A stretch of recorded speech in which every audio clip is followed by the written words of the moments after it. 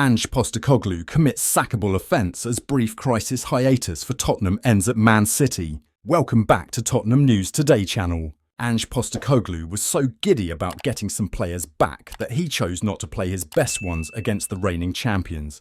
Defeat to Manchester City is on him. Postecoglou has been aghast at having to answer the same questions about Tottenham's struggles this season. "I don't know how else to explain it, mate," he said earlier this month, shaking his head while extolling the virtues of his young, overworked team during an injury crisis.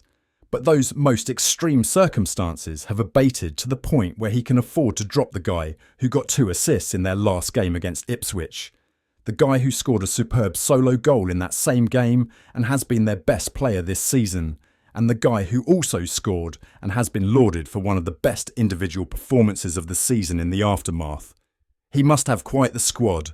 That's the only logical explanation for a top manager to be leaving those players out of the starting lineup for a trip to the Etihad. You can probably guess where we're going here. A top manager would surely have looked at the fixture list and decided not to play Son Heung-min, Dejan Kulusevski and Djed Spence against relegation-threatened Ipswich if he didn't think them capable of playing 2 games in the space of 4 days in order to take the field from the start against the reigning champions. Ange Postecoglou is not a top manager. He even hailed Djed Spence's form as being as good as any fullback in the Premier League when asked about his England chances, pointing out that he's not really a left back before switching him into his more natural position to tear Ipswich apart on Saturday.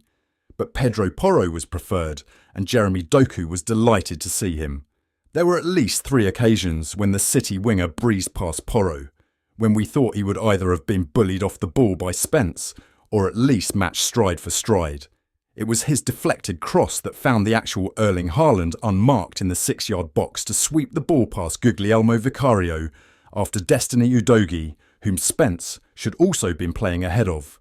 Watched the Premier League's most feared marksman amble past him into position. It was horrible defending. City were good in the first half, sweeping the ball from side to side quickly.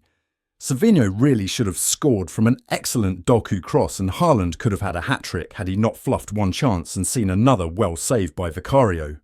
But Spurs were all over the place.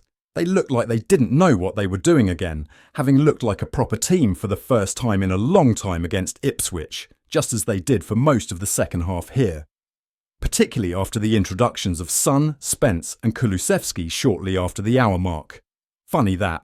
Postecoglou has had the significant caveat of Tottenham's undeniably significant injury crisis to lean upon amid questions over his future this season, with 3 Premier League wins on the bounce before this drawing attention away from his side being knocked out of both domestic cups.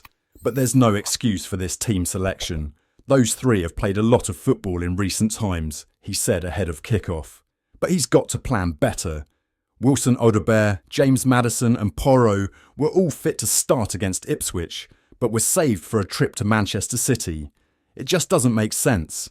Playing your best players in big games is football management. And you Spurs fan, what do you think of Ange Postecoglou's work? Do you think he should continue? We want to know what you think. Let us know in the comments below.